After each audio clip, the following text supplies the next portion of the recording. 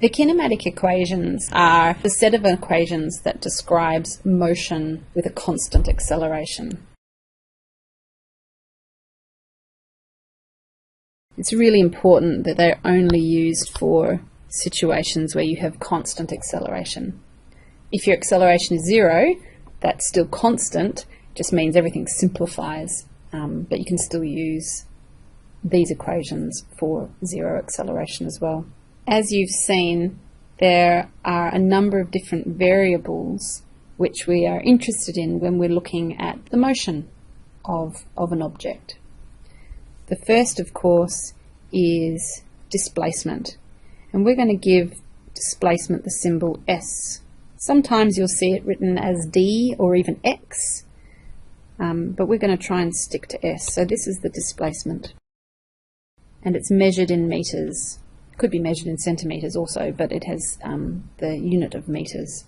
The next variable that we might be interested in is the initial velocity, and we often give that the symbol U. Sometimes we call it V0. We're going to try and stick to U. That has the symbol, the units of meters per second. And of course, when something is accelerating, it may start with an initial velocity and end with a final velocity, which we'll call V.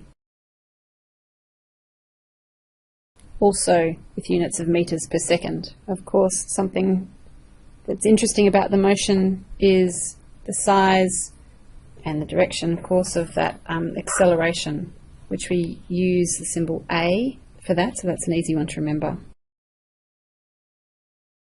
And that has units of meters per second squared, or meters per second per second. And of course, the final thing that we can use to describe motion is time, which we give the symbol T. And of course, time, we usually use the units of seconds. Now you could use kilometers and hours for all of these different variables, for the units for these, just as long as you're consistent. So if you're using kilometers, use kilometers for displacement, and kilometers per second for velocity, and kilometers per second for acceleration. It needs to be consistent throughout the whole thing. So now I'm just going to summarize those kinematic equations. You've seen elsewhere how they come about, a derivation of them, and you ask any physicist and they will be able to tell you these off the top of their head. V equals U plus AT, so you start with an initial velocity, you accelerate for a while, you come to a final velocity.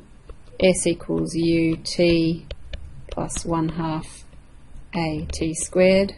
So if you have information about the initial velocity and the time that the motion was going on and its acceleration, you can work out how far it has travelled. We also have S equals 1/2 U plus V times T. So if you have the initial and the final velocity and the time, you can work out the displacement of that object. And here V squared equals U squared plus 2AS. That links final velocity with initial velocity, acceleration and displacement. I'm going to do just a quick example. I'm just going to shift this up a little bit and give you an example about, first of all, how to approach a problem like this, and second of all, how to set it out. So here's the question.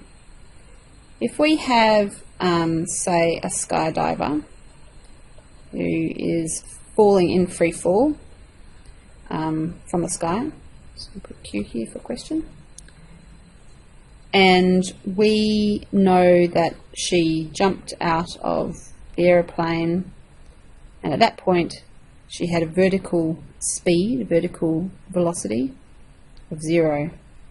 So we know that the initial velocity, the top of that fall, was 0 meters per second. We're going to say, well, that person fell for 20 seconds before she opened up her parachute, and what we'd like to find is how far she fell in that time. So a good way to approach a problem like this is to think, well, which out of these equations over here gives me the right combination of values that I can use. So I might just highlight them. I might just go through and say, well, this equation has a u in it, this one does, and this one does. So that's okay. U is in each of them, the initial velocity is in each of them. This one has a time, this one has a time, this one has a time, and that last one doesn't have a time.